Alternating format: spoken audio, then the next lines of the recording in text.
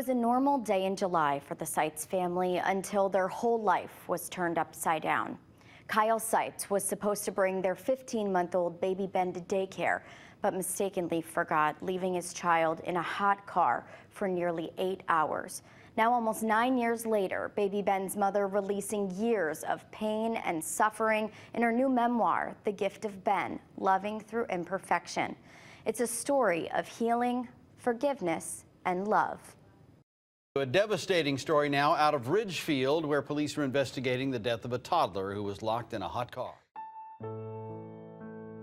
As soon as they told me, I just remember my whole mind going black, and there was this calm that rushed over me.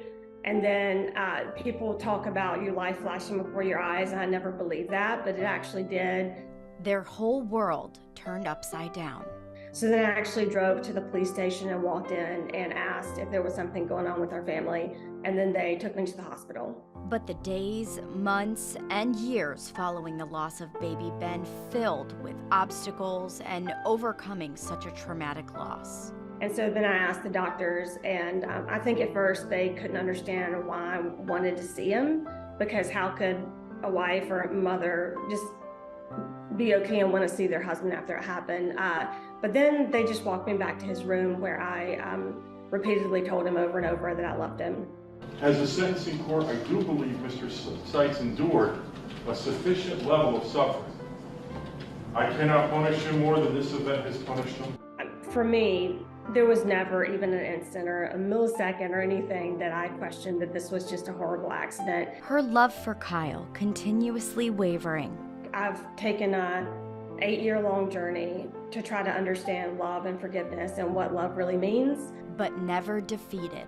When you have unconditional love with somebody, and we fought for that over the last 8 years, it's not easy, but it exists. Kyle still living to this day with intense guilt. Honestly, I don't think he will ever work through that. I think it's something that will live with him every day of his life. The guilt that Lindsey carries each day, wishing she would have just stopped on that bright summer morning when she drove by her husband's car at the coffee shop. Instead of texting him like I normally would and say, hey, how was drop off or how was Ben? I just kept driving and didn't even think, wow, how did he get there so fast? That's the hardest part, because if I just said I'm going to spend the day with Ben, he would still be here. It was the 15th of September out in Colorado.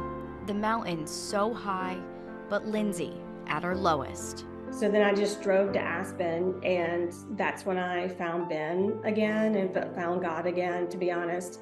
And on that day in Aspen, she put pen to paper and let baby Ben lead the way. It was part of a grieving process, part of a journey and story that has been percolating in me probably for a really long time. Hoping to show others the beauty, pain, and humility of true love.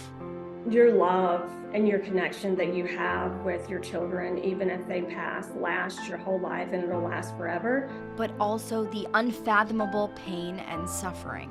There was so much regret that I think we never talked about publicly, that I've finally just discussed in my book. And her message to her baby Ben after all of these years?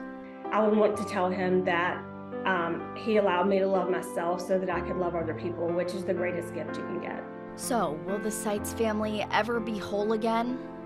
No, but they will continue to love, nurture, and heal each other, always having that smiley 15-month-old inspiring them to live.